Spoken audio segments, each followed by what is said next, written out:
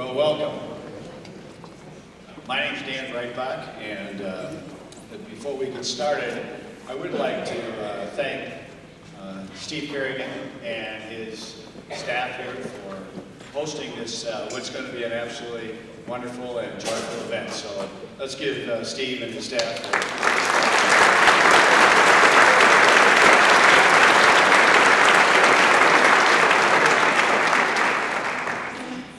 We're here today because of Hugh Pettersen. What he felt most passionate about were his friends, family, and music. Being able to bring us together here at the Gallagher Blue Dorn, a place that he absolutely loved, and allow us for him to share some of his music, his favorite pieces, performed by friends of his that he has grown to love over the years, is a gift to us. Is his gift to us. So please sit back today and enjoy this celebration of Hugh's life through music. It is okay to applaud. In fact, Hugh would insist on that. And for those of you that may not be aware, he stipulated in his will that we couldn't have this event for at least 30 days after he passed away, because you didn't want anybody crying. You know, as you always said, I don't want to be a bother to anybody. So, but he will allow tears of joy for the music. And, as Hugh would love to have, there will be no introductions to each piece of music. We're going to let the music flow. As Hugh said, music speaks for itself. So please, sit back and enjoy today.